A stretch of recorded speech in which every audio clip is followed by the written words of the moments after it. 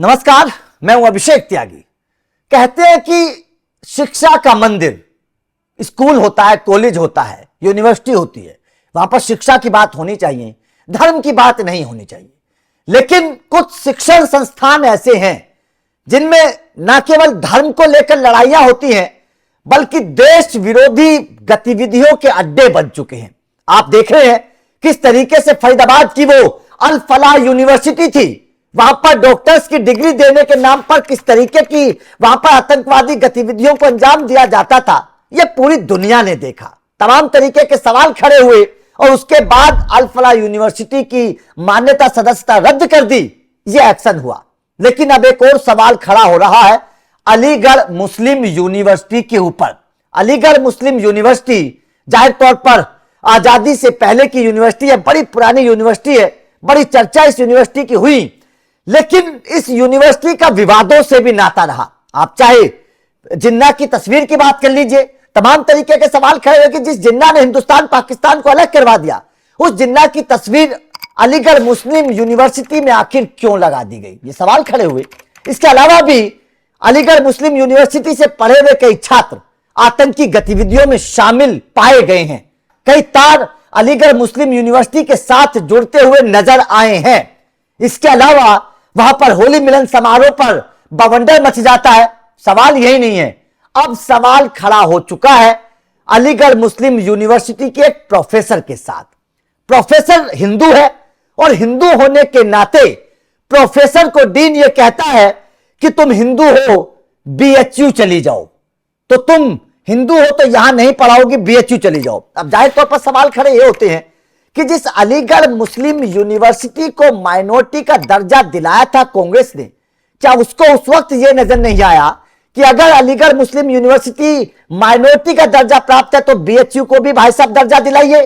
क्या उसको दर्जा नहीं मिलना चाहिए था? लेकिन कांग्रेस की सरकार, पहले की सरकारों ने इस तरीके की चीजें कभी नहीं सोची और अलीगढ़ मुस्लिम यूनिवर्सिटी को माइनॉरिटी का दर्जा दिला दिया। और आज वहां पर माइनॉरिटी के दर्जे के साथ किस तरीके का खिलवाड़ होता है, यह आज हम आपको अपनी इस रिपोर्ट में बताने वाले हैं। आज आप यह समझ जाइएगा कि न केवल महिला के साथ एक गलत व्यवहार हुआ, बल्कि हिंदू और मुस्लिम के जातिवाद में फंसाकर किस तरीके से शिक्षण संस्थानों को बर्बाद करने की तैयारी चल रही है, यह समझना आज बेहद जरूरी है।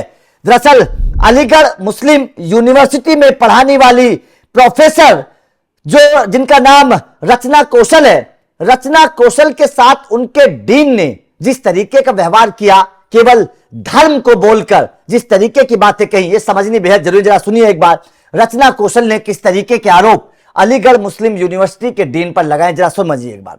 सर, मैं प्रोफेसर रचना कौशल हूँ, department of political science, Aligarh Muslim university Aligarh में कार्यरत हूँ।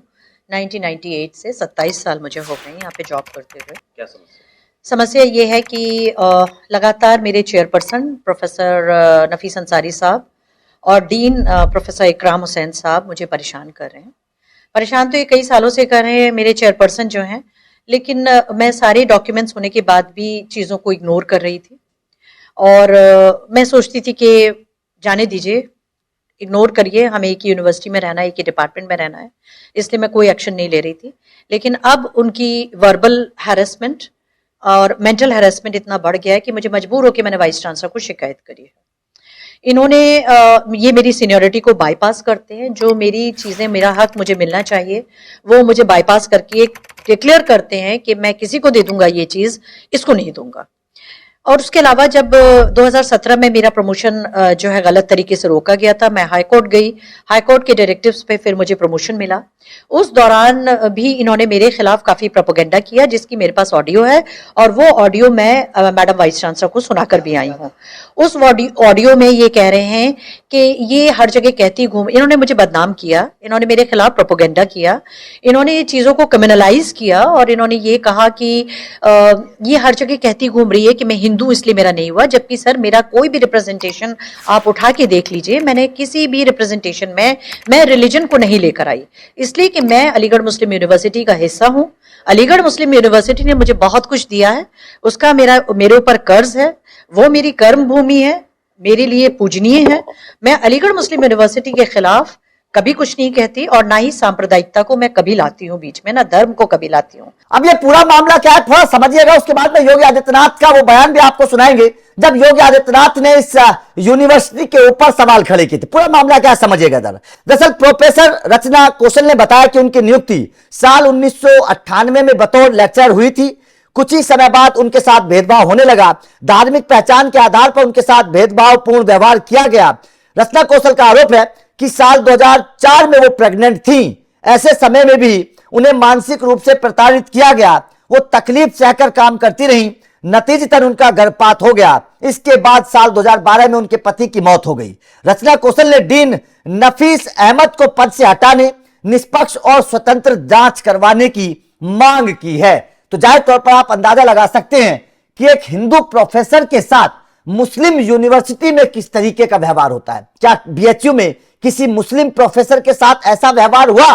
क्या ऐसा किसी बीएचयू के डीन ने क्या मुस्लिम प्रोफेसर को कभी इस तरीके की बात कही? क्या इस तरीके से प्रताड़ित किया जिस तरीके से अलीगढ़ मुस्लिम यूनिवर्सिटी में पढ़ाने वाली रचना, प्रोफेसर रचना के साथ हुआ? उसके डीन ने क्या क्या कहा, जरा आगे भी समझिएगा। प्रोफेसर रचना कौशल ने गंभीर आरोप लगाए नफीस के ऊपर। रचना कौशल का कहना है कि प्रोफेसर नफीस ने उनसे कहा कि हिंदू टीचर हो इसलिए जानबूझकर मुस्लिम बच्चों को नहीं पढ़ाती हो। तुम हिंदू हो, बनारस हिंदू विश्वविद्यालय में चली जाओ। प्रोफेसर रचना ने कानूनी कार्रवाई की बात कही है। उन्होंने कहा कि वो जल्द ही पूरे मामले का खुलासा करते हुए केस दर्ज करवाएंगी। अब आप अंदाजा लगाइए कि किस तरीके से अलीगढ़ मुस्लिम यूनिवर्सिटी, जिसे सरकार के पैसे से चलाया जाता है, जिसे सरकार ऐड देती है, सरकार इसलिए पैसा देती है ताकि वहां पर शिक्षकों के साथ कोई व्यवहार गलत ना हो।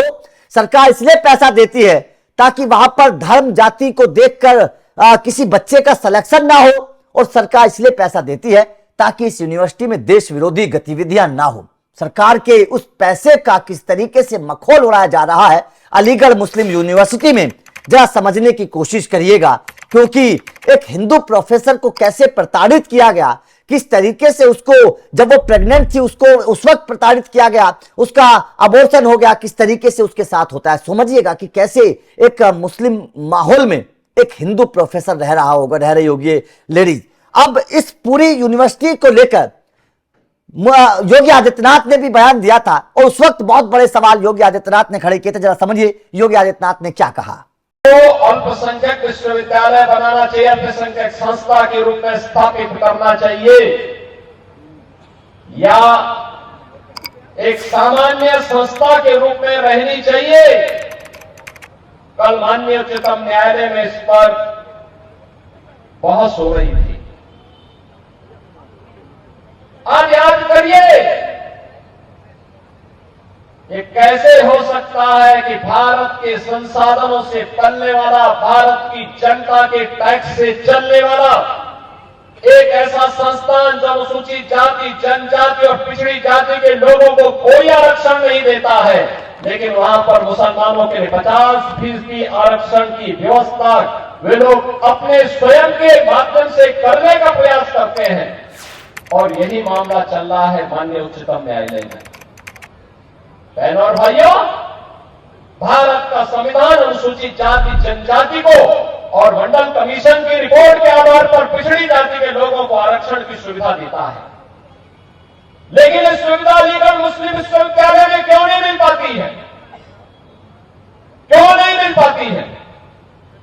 जब भारत का पैसा लगा है तो अनुसूचित जाति, जनजाति और पिछड़ी जाति के लोगों को भी वहां आरक्षण की सुविधा का लाभ मिलना चाहिए, नौकरी में भी मिलना चाहिए, और अनुसूचित जाति और पिछड़ी जाति के बच्चों को प्रवेश में भी वहां ये सुविधा प्राप्त होनी चाहिए थी। लेकिन क्यों बंद किया गया? क्योंकि कांग्रेस नहीं चाहती है, समाजवादी पार्टी नहीं चाहती है, बहुजन समाज पार्टी नहीं चाहती है, क्योंकि इन सबको वोट चाहिए, वोट बैंक को बचाने के लिए लोग आपकी भावना के साथ और राष्ट्रीय एकता और अखंडता के साथ खिलवाड़ कर रहे हैं।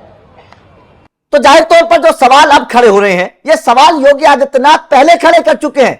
योगी आदित्यनाथ को पता था कि वास्तव में इस यूनिवर्सिटी के अंदर का माहौल क्या है।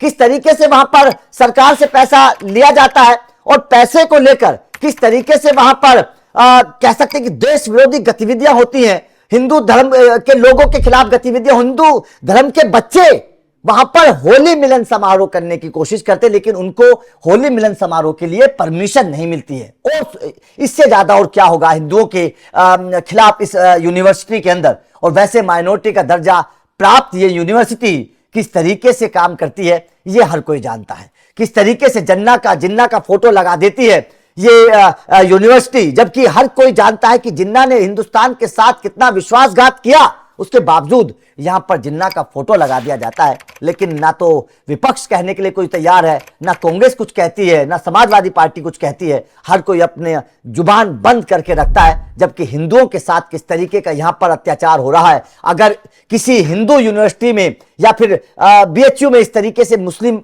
प्रोफेसर के साथ हो जाता तो पूरा विपक्ष आकर खड़ा हो जाता और सरकार को घेरने लगता और सवाल खड़े करने लगता। लेकिन अब कोई बोलने वाला है नहीं। तो आप इस पूरी खबर को कैसे देखते हैं, कमेंट करके अपनी राय जरूर दीजिएगा।